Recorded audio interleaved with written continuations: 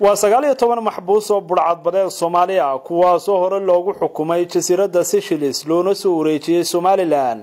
waxaana xabsiga weyn ee Hargeysa ku jiraan muddo u dhaxaysa 8 ilaa 9 sano dhawaan ayuu madaxweynaha Somaliland cafis u fidiyay maxaabiistan ayaa dhamaantood waxay ka soo jeedaan deegaamada maamul goboleedka Galmudug ee Soomaaliya madax ka tirsan xukuumadda Somaliland ayaa ku sii sagootiyay garoonka diyaaradaha ee Hargeysa Abdiwaxid Abdiqaadir Abdirahmaan la taliyaha arrimaha bulshada ee madaxweynaha Somaliland iyo taliye ku xigeenka ciidamada asluubta Somaliland Xasan Cali Dheere ayaa sii sagootiyay maxaabiista hadda xorriyadoodii dib u helay maanta waxaan taaganahay madaarka Cigaal International Airport magaalada Hargeysa halkaas aan ku sii sagootiyayno maxaabiistii madaxweynuhu cafiyay reer Galmudug iyadoo ay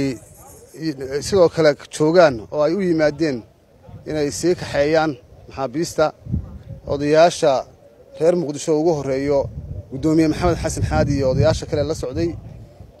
Sultan Mustafa Maxamuud Awseed runtii qiimo iyo sharaf bay noo tahay maanta in cafiskii madaxweynuhu iyadoo la fulinayo aan maanta halkan ku sii anba bixino waxaan u mahadcelinaynaa madaxweynaha Jamhuuriyadda Soomaaliya Mudane Muuse Biixi Cabdi waa aragtaano iyagoo yaryar baan noo keenoo dhalinyaro ah dhaqan celin baanu ku sameynay qaar badan baa farsamooyin bartay وأود حافظ القرآن مكة ورجع أركتان قروح ذولا تعب بدن بنا بحياتنا عيدنا أسلوبنا أهان maxaabiista ayaa waxay ka mahadnaqeen qaabkii loola dhaqmay muddada ay ku xidhnaayeen xabsiga weyn ee Hargeysa waxaan xukunayn xukumo aad u dheer oo maskaxdeena iyo mustaqbalkeennaba aan waayo fiican aan markii hore ka rajaynayn waxaan xukunayn sida 24 sano 22 sano 20 sano iyo 18 sano وحكومة عادو دردر هاديرو عن 9 سنة حرناهاي رجعنا وجو حرق ير وحى أهر سنة مدة 6 سنة يبلاه رجعنا وحى أهر سنة مدة 6 سنة يبلاه أيكو 9 سنة حرة مركز جيس نمدا أنت لاق يفرح دا مدحوين وكاجم هاد علينا قدوميها مدحضر دقن كان مقدشو محمد حسن حاد ويسجى أيه مدح كلا أردنا عدقن كا ولا سعودي أرنتن هرجيسة ويمي ayaa madaxweynaha Somaliland uga mahadnaqay cafiska uu fidiyay maxaabiistan iyo waliba casuumad habeennimadii xalay ugu sameeyay aqalka madaxtooyada Somaliland waxaan halkan kula wareegnay oo inugu wareejiyeen dawladda Somaliland oo horkacayo madaxweyne Muuse Biixi Cabdi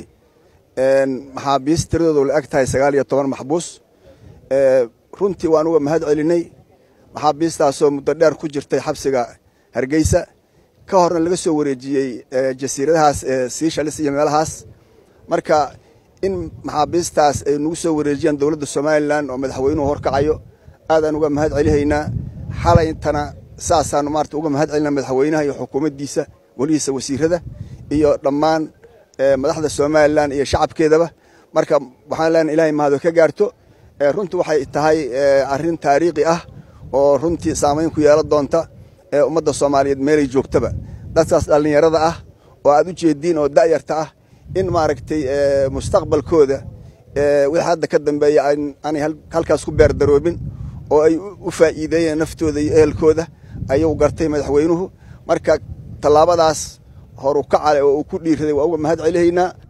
waa 19 maxbuus oo dhawaan madaxweynaha Somaliland uu cafis u fidiyay haatan ayaa diyaarad khaas ah laga qaadaya magaalada Hargeysa waxaanay ku sii jeedaan magaalada Gaalkacyo Xasan Sulaymaan Haarun Xasan Galayd wararka Cable magaalada Hargeysa